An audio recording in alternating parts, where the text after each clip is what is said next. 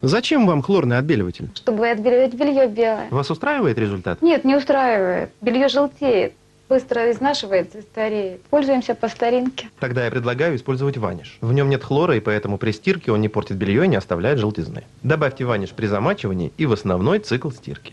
Изумительно белое какое белье. И запах, никакого хлора, приятный. Вы можете использовать ваниш и для цветного белья. Ваниш больше, чем отбеливатель. Теперь мне хлорные отбеливатели не нужны.